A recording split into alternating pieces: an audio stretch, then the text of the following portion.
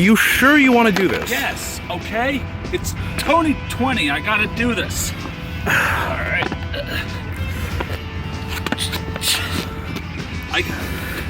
I can do this. Hand me the walking stick. There you go. Oh, jeez. Hand me the other walking stick. Jeez, okay. Okay. Maybe use both for balance? Yeah. Alright. I'm doing it. You're doing it. I'm doing it. Yeah. Woo! Tony 20. Shit.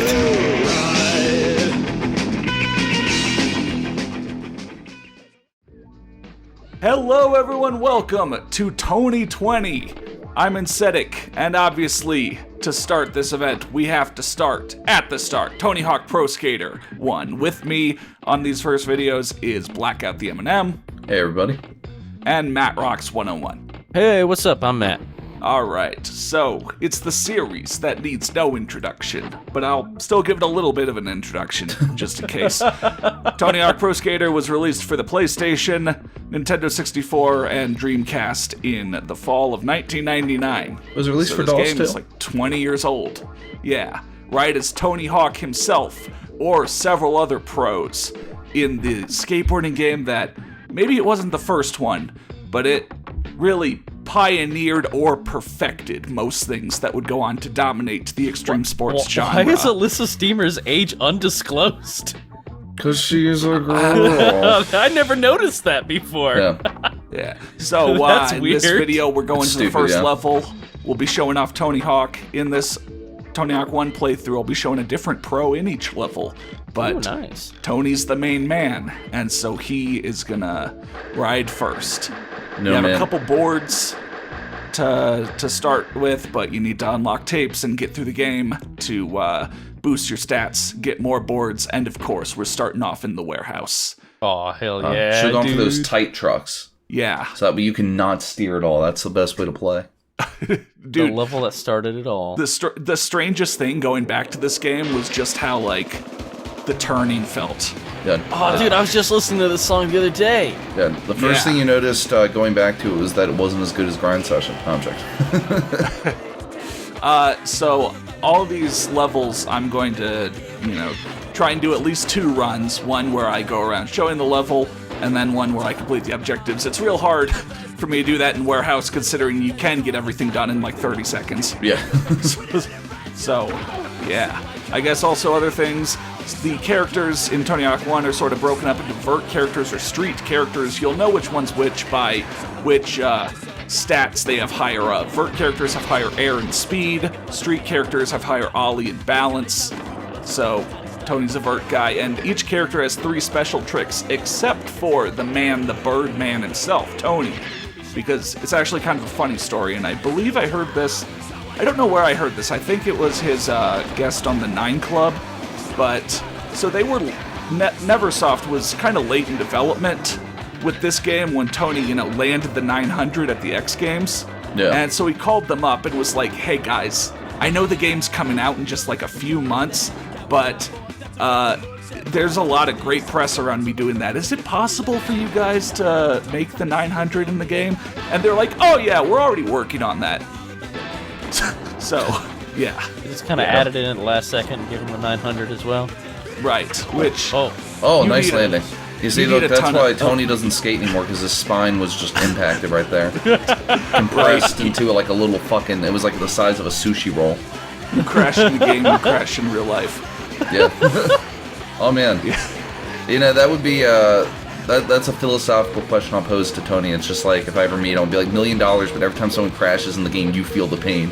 Oh god. You're just in constant I think agony. he already has $1 million. I A lot think of he'll say people no to played this that. game. Yeah, exactly, So- because he's already a millionaire. Yeah. Pretty sure he's already a millionaire. I don't Yeah. think. Yeah, yeah, and then he'll be like, I wish I never talked to you. And I'll be like, oh, Yeah. oh. As I believe even the game says, Tony has forgotten more tricks than most have ever learned. Or something like that. Yeah. But yeah, so what really makes this game stand out is just the flow of it. You have your board flip tricks on one button, your grabs on the other, grinding, and it's even got things like wall rides, where even though it doesn't have all of the mechanics, that the later games have, the later games will build in more ways for you to continue your combo. It's still got enough for you to do some great moments. It's not super rigid, it's not super realistic compared to games like Thrasher. It's arcadey fun. It's immediate arcadey fun, but also gives you and like your friends the ability to get better at the game, do cooler stuff, beat each other's high scores. Gives you that replayability. No. I was gonna say it's interesting that I feel like we almost take for granted how smooth this game was, because it was kind of like the first of its kind, right? Mm-hmm. And like compared to other extreme sports, like skateboarding games or whatever, this was like the smooth arcadey one. It's also interesting if you need like a comparison to how well this game, like the tricking system works compared to what was around at the time. Like you can look at Matt Hoffman 1, which is made in the same engine, and it just does not have the same sort of flow that the tricks in this game have. Like, it's also you wouldn't think it would be. Oh, damn! Almost landed it. Yeah. Like you think it would just always be that way, but like Matt Hoffman didn't have the same sort of flip and grab trick system. You know, that's because it was on bikes, and bikes aren't as cool as skateboards. Yeah, but I mean, like, oh yeah, but you know what I'm saying, like. I like how you had enough space to write in Sedeki's, so just did initials. I mean, for reference, I've been playing all the other extreme sports games that aren't named Tony Hawk or SSX on my channel over the last 7.5 years, and we've seen some real shit. Yeah. And as Matt just said, even under the same engine, other developers couldn't get it as perfect. As right. Yeah, it's crazy to me. Like, we sort of take for granted, like how much this game got right, but you can look at a game that came out afterwards in the same engine that didn't get as much right as this first game got. Yeah, but what's also weird about it is, and not to take the spotlight off Tony, I think it's super weird that, just to contrast that, you had games that came out at the same time, like Grind Session, which played very similarly and was also a really great game, but it was developed completely independently and right at the same time. Like, didn't it start developing like earlier or something like that and finish later? I don't know the timeline of that, but it's something like that. I think it's super.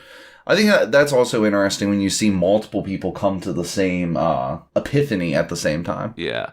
Well, as the great video game donkey once said, Chad Muska's pro skateboarder is an extremely short burst of video game perfection. And I guess we can continue this next video when we go to the school.